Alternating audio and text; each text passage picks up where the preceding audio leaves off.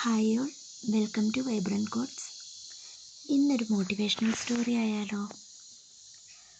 ഒരിക്കൽ വളരെ നല്ലവനായ ഒരു രാജാവിന് ഒരു യുദ്ധത്തിൽ അദ്ദേഹത്തിൻ്റെ ഒരു കണ്ണ് നഷ്ടപ്പെട്ടു. എങ്കിലും കാലക്രമേണ അദ്ദേഹം അതിനോട് പൊരുത്തപ്പെട്ടു. അങ്ങനെ വികൃതമായ ഒറ്റ കണ്ണുകൊണ്ട് അദ്ദേഹം ഭരണം തുടർന്നു. ഒരിക്കൽ അദ്ദേഹം തൻ്റെ കൊട്ടാരത്തിൽ കൂടി നടക്കുകയായിരുന്നു.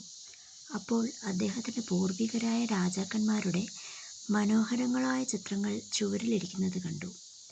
അപ്പോൾ അദ്ദേഹത്തിനും തൻ്റെ മനോഹരമായൊരു ചിത്രം വരയ്ക്കണമെന്നും ആഗ്രഹം തോന്നി. അങ്ങനെ തൻ്റെ ഒരു മനോഹര ചിത്രം വരയ്ക്കാൻ അദ്ദേഹം ഉത്തരവിട്ടു. അങ്ങനെ ധാരാളം ചിത്രകാരന്മാർ കൊട്ടാരത്തിലെത്തി. പക്ഷേ വികൃതമായ ഒരു കണ്ണുകൂടി വരയ്ക്കുമ്പോൾ അതിനൊട്ടും ഭംഗിയുണ്ടാകില്ലെന്ന് ചിത്രകാരന്മാർക്ക് മനസ്സിലായി. അങ്ങനെ അവരെല്ലാവരും പിന്മാറി. ഇത് രാജാവിനെ വളരെ ദുഃഖിപ്പിച്ചു. അപ്പോൾ ഒരു ചിത്രകാരൻ മുന്നോട്ട് വന്നു. താൻ രാജാവിൻ്റെ ചിത്രം വരയ്ക്കാമെന്ന് പറഞ്ഞു. രാജാവ് അതിന് സമ്മതം മൂളി. പക്ഷേ മറ്റു ചിത്രകാരന്മാർ അയാളോട് പറഞ്ഞു, വികൃതമായ ഒരു കണ്ണുള്ള രാജാവിൻ്റെ ചിത്രം വരച്ചാൽ ആ ചിത്രം കാണാൻ വളരെ മോശമായിരിക്കും. അത് രാജാവിൻ്റെ അതൃപ്തിക്ക് നിന്നെ ഇരയാക്കും. പക്ഷേ ആ ചിത്രകാരൻ അതിൽ നിന്ന് പിന്മാറാൻ തയ്യാറായില്ല. അദ്ദേഹം ചിത്രം വരയ്ക്കാൻ തന്നെ തീരുമാനിച്ചു. അങ്ങനെ അദ്ദേഹം രാജാവിൻ്റെ ചിത്രം വരയ്ക്കാൻ ആരംഭിച്ചു. അങ്ങനെ 2 ദിവസം കഴിഞ്ഞപ്പോൾ താൻ വരച്ച ചിത്രം പൂർത്തിയായെന്ന് രാജാവിനെ അറിയിച്ചു. അങ്ങനെ ചിത്രം കാണാൻ രാജാവും കൂട്ടരും വന്നു.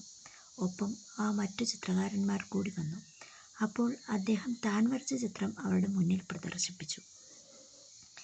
ചിത്രം കണ്ട് എല്ലാവരും അതിശയിച്ചു. രാജാവ് ഒരു കുതിരപ്പുറത്തിരുന്ന് ഒരു കണ്ണ് അടച്ചു പിടിച്ച് അമ്പും വില്ലും ഉപയോഗിച്ച് ഉന്നം പിടിക്കുന്ന ചിത്രമായിരുന്നു അദ്ദേഹം വരച്ചത്. വൈകൃതമുള്ള ആ കണ്ണ് അടിച്ച് മറ്റേ കണ്ണ് തുറന്ന് ഉന്നം പിടിക്കുന്ന ചിത്രമായിരുന്നു അദ്ദേഹം വരച്ചത്. അതിനാൽ ആ വൈകൃതം ചിത്രത്തിൽ വരാതെ ചിത്രം വളരെ മനോഹരമായി തീർന്നു. എല്ലാ പ്രശ്നങ്ങൾക്കും ഒരു പരിഹാരമുണ്ട്. അത് ശരിയായി കണ്ടെത്തി പരിഹരിക്കുകയാണ് വേണ്ടത്.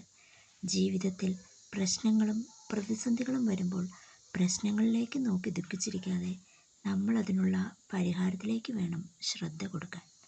Thank you.